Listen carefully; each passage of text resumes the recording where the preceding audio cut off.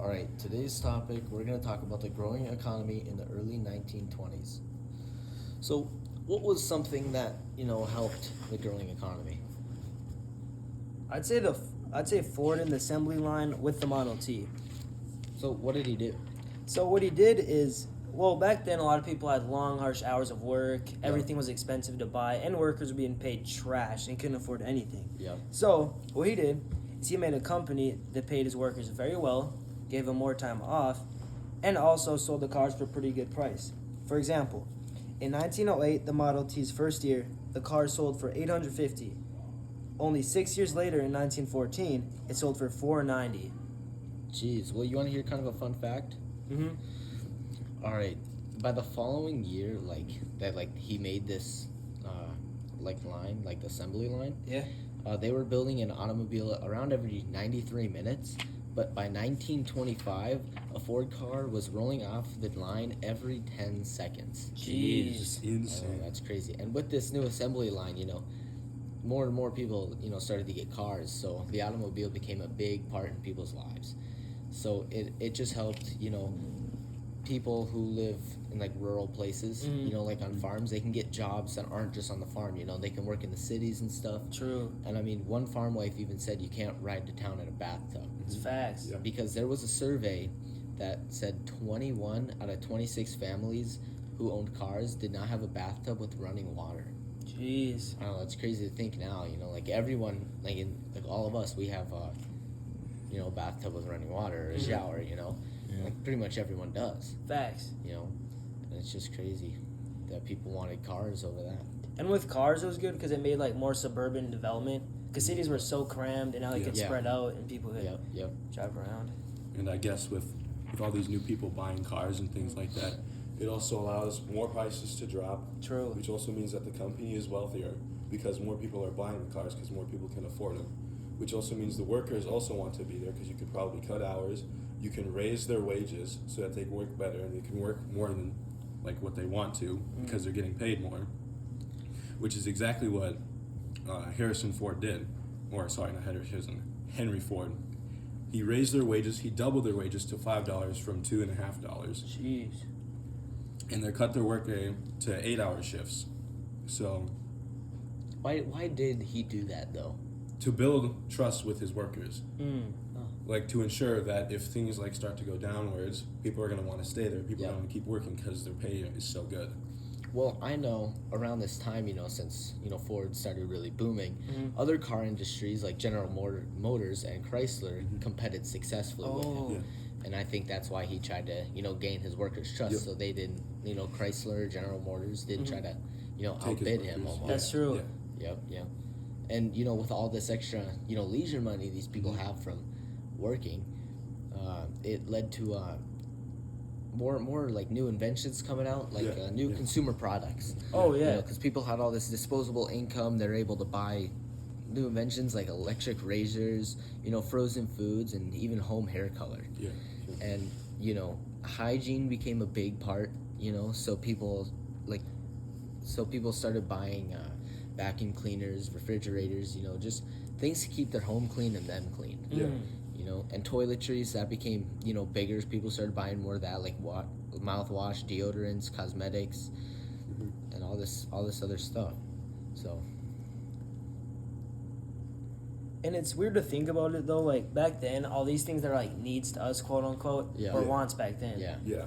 Deodorant, you looked at it as kind of a need because it's I don't want to stink. Yeah. But back then, Yeah. it's oh, it's cool you have deodorant. Yeah. Yeah.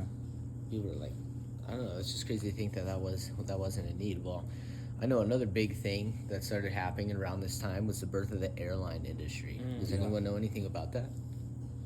Well, it kind of just took off, Buruch, in Oh. 1903, when the Wright brothers made their first successful flight, and it kind of just revolutionized the world because now people could just travel a lot faster.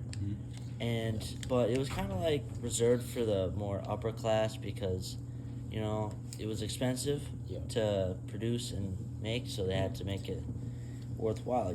Well, I know one of the main uses, they kind of used this new airline thing because, it was kind of it was new, you know. Yeah. Yeah. People didn't trust it as much, so not as many people wanted to fly on it. So most of the time, they would just carry their mail on it. Oh. And in 1918, the Postmaster General introduced the world's first airmail service. Yeah. And then, you know, eventually, you know, the Congress and, you know, other governments started supporting it. So in 1925, Congress passed the Kelly Act authorizing postal officials to hire private airline operators to carry mail. And in 1926, the Air Commerce Act provided federal aid to build these airports. Airports is what kind of made it so everyone could fly too. Yeah. That was it. Yeah. Yeah. Make it more of like a public thing. Mm-hmm. So, about how many cities were these airlines serving? 355 at this time, and That's- now I think it's way more. Yeah, Oh, absolutely. It's crazy It's like- amount. Yeah. You know, it's crazy how something can just boom, Mhm. you know, quick. Yeah. Well, I know another thing that made like sports, you know, popular was the new radio industry. Ooh. Yeah. And in 1913, American engineer Edwin Armstrong invented a special circuit that made it practical to transmit sound via long-range radio. So now people are, you know, listening to sports games like baseball and boxing, and they're listening to like news like companies like NBC, and yeah. And for the 1920 election too, the Westinghouse Company broadcasted the news of Harding's landslide election victory from the station KDKA, I believe, right? Yeah. Yeah, something like that in Pittsburgh, and one of the first broadcasts in history to ever do that. And that success persuaded Westinghouse to open other stations around the country. So it So- did elections too, and like other Yeah. stuff in sports. So how many stations did it, you know, bring? Almost 700 by 1927, I believe. That's crazy. Jeez. What about the money? I don't know how much money they made. Well, from that. I know kind of when, you know, it started to kind of boom, you know, it was about 10.6 million. Jeez. But once it was 1921, it was around 411 million. Holy. Jeez. Jeez. So how many radios would that equal out to then? I don't know, it was somewhere around 12 million 12, radios. 13, yeah. Across the something like that. country. Yeah. So that's like almost every household Yeah, back then. just think about it, you know, Yeah, there pretty wasn't that many people back then. Mm-hmm. And with all these people buying these radios, there's bound to be some of them that can't afford it, True. or just don't have the money for it right now. Yep. Which kind of segues us into the next topic here. How are these people buying them? How can everybody afford to buy these things? Credit. And it's credit. Indubitably. And can anyone explain credit? Well, credit is, you know, something, it's you buy now, you pay later. Mm. You know, so if you want a car now, you buy it with like a credit card or something, right? And then eventually you have to pay all that money back. Yeah. Like over a period of time. Yeah. Yeah.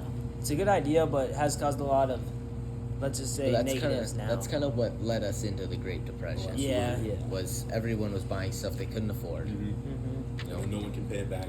So all the banks are going broke, so they can't lend out more money to other people.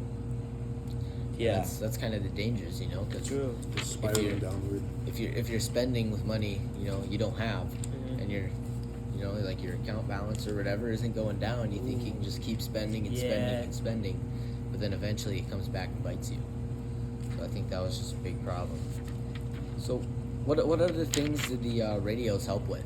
Advertising blew up. Advertising. Yeah. So like, what kind of deals did they advertise? They did stuff like bread, kind of like today how we have commercials. Yep. Like in between radio segments, they would talk Yep. about stuff like, let's say, food they're selling, cosmetics, clothes, maybe, just anything to sell. Oh, that's interesting.